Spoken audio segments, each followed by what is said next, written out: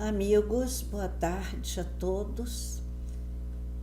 Louvado seja Deus por estarmos na Escola Jesus Cristo nessa tarde, mesmo que virtualmente, mas a nossa mente elabora aquele salão que nos abriga, que nos afaga os espíritos quando lá estamos.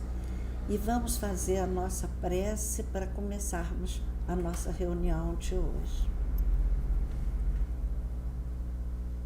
Senhor Deus, aqui estamos, Senhor, a teu serviço, lutando pela melhoria de nós mesmos, para que possamos ser úteis ao nosso Senhor Jesus Cristo nas tarefas desta casa de consolação e de amor. Nessa hora, Senhor, rogamos-te a inspiração necessária, a condução de nosso esforço de estudo dessa tarde. Seja conosco, Senhor Jesus, amparando-nos, inspirando-nos, ativando-nos a memória, o raciocínio, para que possamos refletir sobre a página que nos foi dada a comentar nesta tarde. Que o seu amor nos envolva, que os teus espíritos iluminados, aqueles que te amam e te obedecem, te servem na terra, que eles possam nos amparar nessa hora. Que assim seja.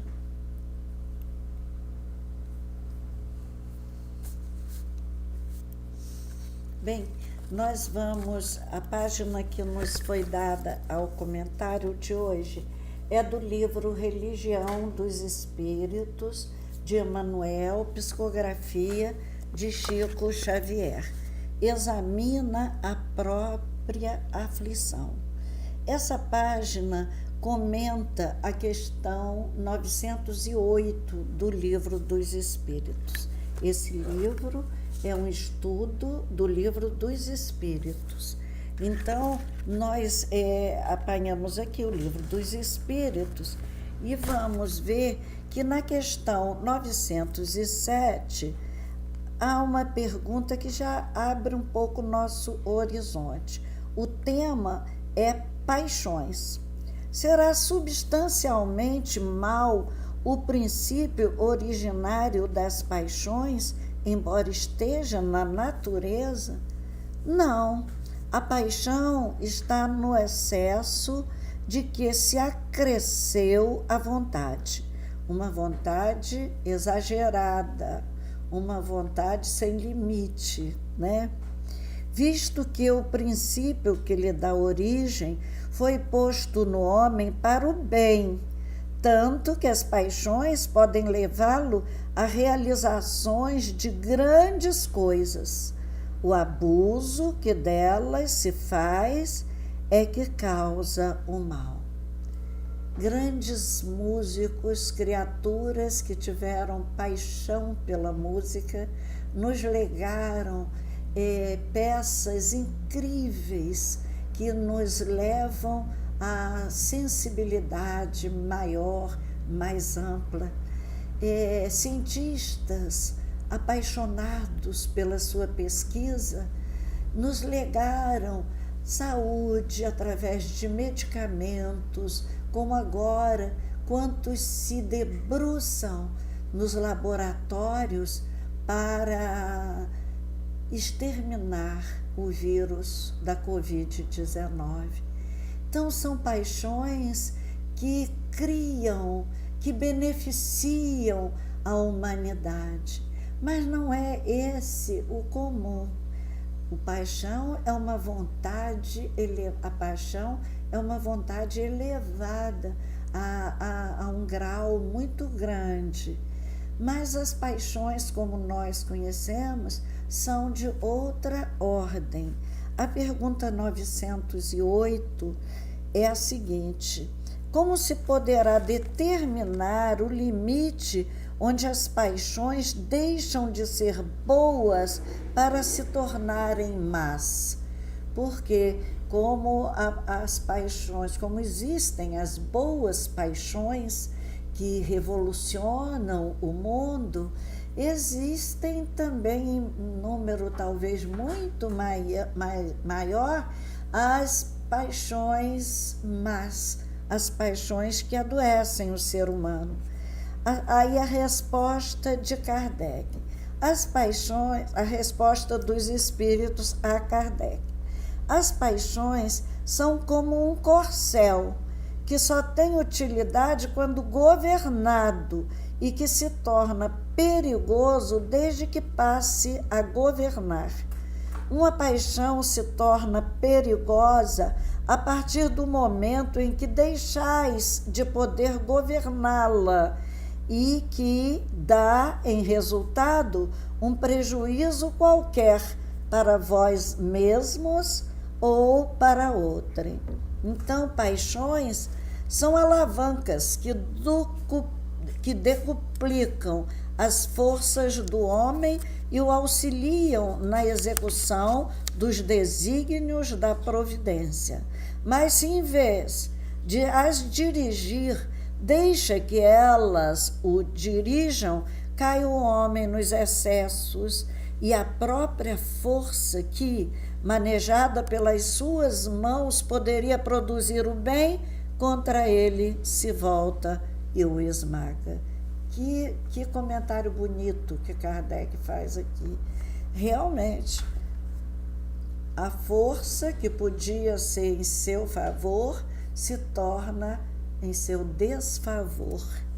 Todas as paixões têm o seu princípio num sentimento ou numa necessidade natural.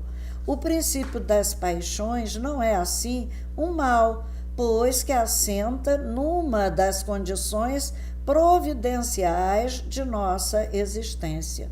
A paixão propriamente dita é a exageração de uma necessidade ou de um sentimento. Está no excesso e não na causa, e este excesso se torna um mal, quando tem como consequência um mal qualquer. Então, toda paixão que aproxima os homens da natureza animal afasta-o da natureza espiritual. Todo sentimento que eleva o homem acima da natureza animal denota predominância do espírito sobre a matéria e o aproxima da perfeição. Linda, achei lindo esse comentário. E é verdade mesmo, as paixões, elas podem nos elevar como podem nos destruir. Em algum momento da vida, uma paixão desequilibrada por alguma coisa ou por alguma pessoa, meu Deus, como nós atendemos a dores terríveis nas reuniões de desobsessão, provindas de paixões amorosas, paixões que chegam até a fazer que o apaixonado mate o objeto de sua paixão que enlouquece. Então, essa página de hoje, que nós vamos comentar, vem em função dessa pergunta e desses comentários. E eu achei muito interessante essa comparação que os espíritos fazem da paixão como um corcel, um cavalo maravilhoso que tem que ser orientado, guiado, porque se ele perder, quem governa, quem dirige, perder a direção com ele, for incipiente nessa tarefa de comandar o animal, ele pode fazer muitos estragos e até matar a pessoa que o cavalga. Então, essa página de hoje nos fala das paixões que nós temos que causam aflições. Examina a própria aflição. É um pedido de Emmanuel para que a gente se olhe, volte-se para nós mesmos, né? Que nos voltemos para a nossa consciência e que observemos a nossa própria aflição, para a gente descobrir a origem daquela aflição, daquele mal, daquela insatisfação que se torna agonia em nossas vidas. E diz assim: examina a própria aflição para que não se converta a tua inquietude em arrasadora tempestade emotiva. Ou seja, uma inquietude inicial, se deixar solta como o corcel, como o cavalo poderoso, imenso, forte, galopante, se a gente deixar solta, essa inquietude pode armar uma verdadeira tempestade emotiva, com muito barulho interno, com muito desassossego em nossos espíritos, em nossa emoção. E ele diz: todas as aflições se caracterizam por tipos e nomes especiais. Então, todas as aflições têm um nome. E é isso, são esses nomes, são esses sentimentos, né, que estão aqui nomeados, que vão ser analisados agora. A aflição do egoísmo chama-se egolatria. A pessoa muito egoísta, que em tudo pensa em si primeiro, no decorrer do tempo começa a se ver o centro de tudo, a se adorar, a achar que ela é que sabe tudo, ela é que é mais competente em qualquer ramo ou situação de conhecimento na Terra. Então, essa é a aflição do egoísmo que vai gerar a egolatria. E essa egolatria vai nos fazer ficar sozinhos, porque ninguém suporta a convivência com um ególatra, com uma criatura que só se enxerga e não enxerga a ninguém em sua volta, não enxerga os méritos das outras criaturas que a cercam. A aflição do vício chama-se delinquência. Começa de repente e a pessoa se vicia e não consegue voltar atrás, até que pelo vício ele se torna um delinquente. Tudo tem uma consequência, toda paixão desregrada traz uma aflição que se transforma numa dor muito maior. A aflição da agressividade chama-se cólera. A aflição do crime chama-se remorso. Quantos choram nas mesas mediúnicas? Quantos doentes que trazem as marcas das dores sofridas justamente porque mergulharam nas energias deletérias do remorso. A aflição do fanatismo chama-se intolerância. É isso que hoje a gente viveu recentemente, tem vivido ainda aqui na Terra. A intolerância que chegou às TVs fazendo campanha de tolerância, de respeito aos exilados, aqueles que estão abrigados no nosso país, de respeito às raças, de respeito às religiões, às opções religiosas das pessoas, de respeito à sexualidade alheia. Tudo isso é o fanatismo da intolerância. A aflição da fuga chama-se covardia. Quantas vezes nós fugimos de nossos próprios erros, não queremos assumir os nossos erros, culpamos outras pessoas pelos nossos erros, estamos sempre a nos defender como se a gente tivesse uma multidão a nos acusar, quando ninguém está nos acusando. A aflição da inveja chama-se despeito. A aflição da leviandade chama-se insensatez. A gente começa com a leviandade, não leva as coisas muito a sério, não leva a sério os nossos compromissos, as nossas responsabilidades, e vamos chegar a um estágio de total insensatez que vai nos trazer um descrédito das pessoas. As pessoas não vão mais confiar na gente, é um insensato, né?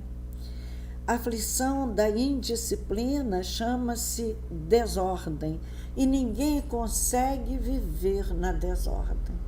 A desordem, ela seja uma desordem no lar, uma desordem na nossa ordem de pensamentos, na hora de expor os nossos pensamentos, nós os expomos desordenadamente, como se as pessoas estivessem compreendendo a situação que nós estamos colocando sem que a gente explique. Há uma desordem pensamental, há uma desordem do lar, há uma desordem de trabalho, há pessoas que são desordenadas porque abraçaram desde cedo a indisciplina.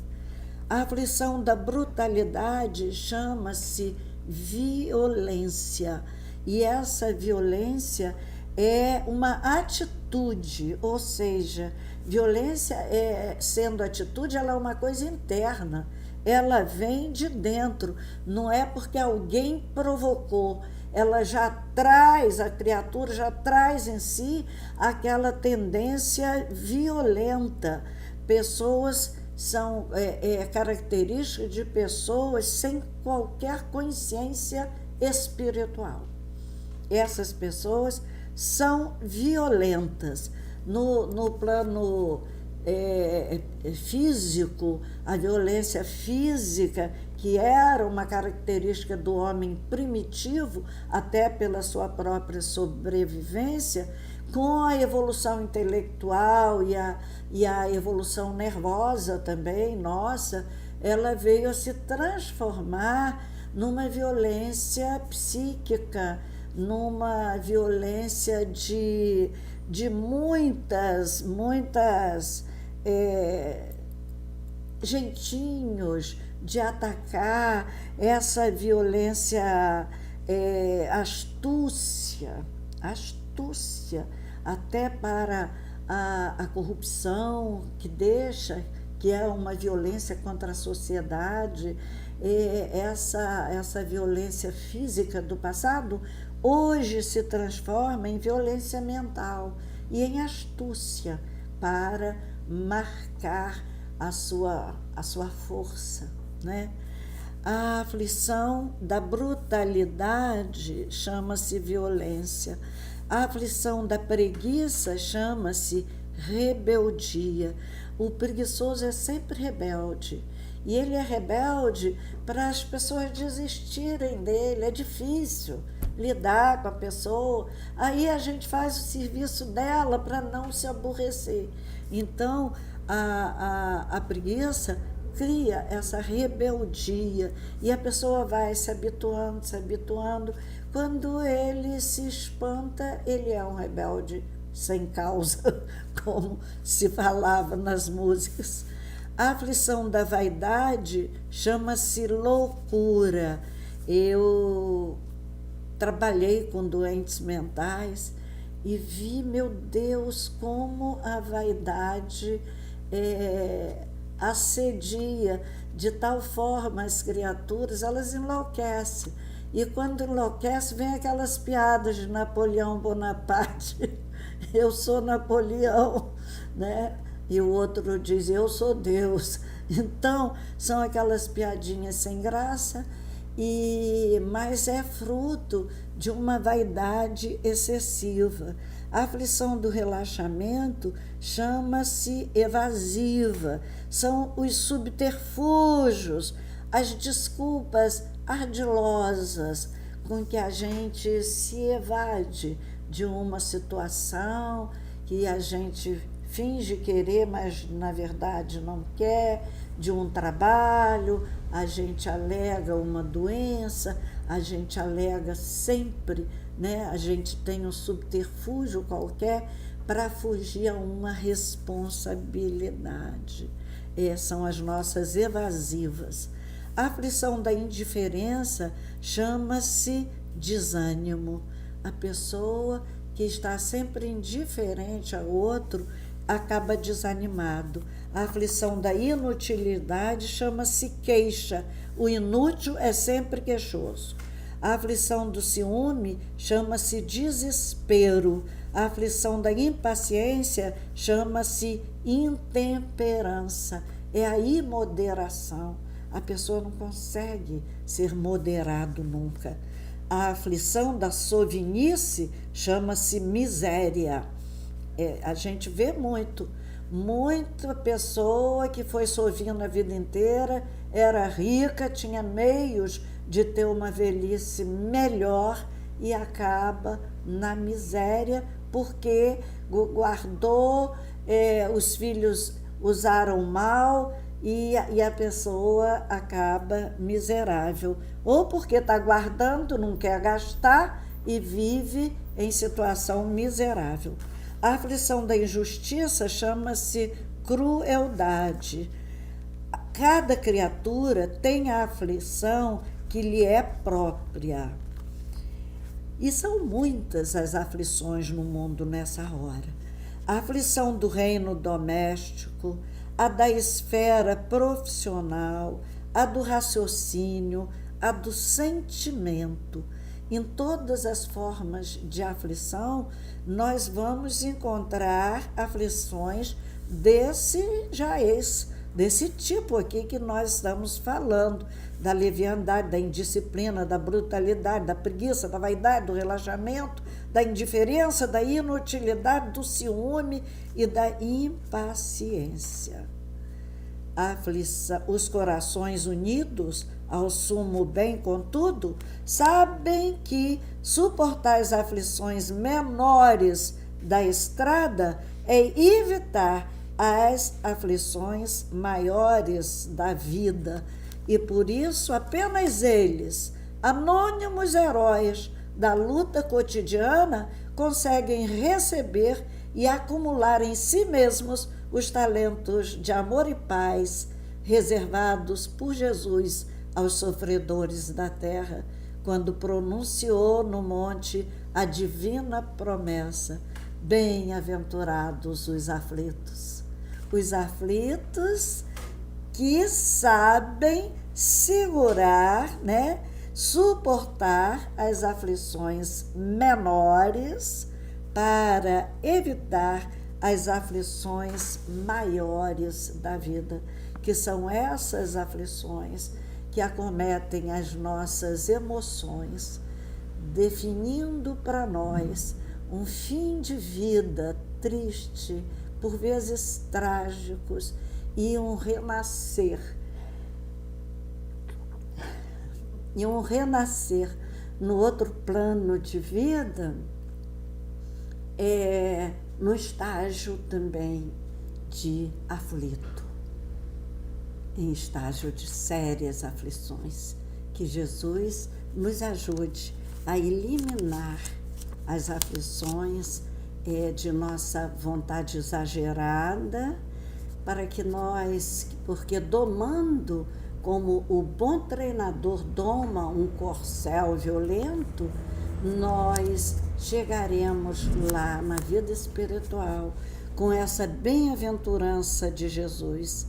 Bem-aventurados aflitos. Não deixemos crescer em nós essas aflições secundárias. Que Jesus nos abençoe. Vamos orar.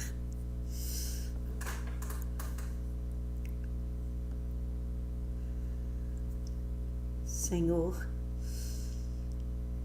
agradecidos, Senhor, nessa hora, pelas bênçãos com que nos agraciastes nesse instante de estudo, queremos, Senhor, te rogar hoje e sempre por nós mesmos, pelos humanos, pelos seres desse planeta que amaste tanto e que desenhaste para nós as mais ternas belezas de um nascer de sol, de um sol que se esconde pelas montanhas, da beleza das flores que enfeitam as nossas vidas.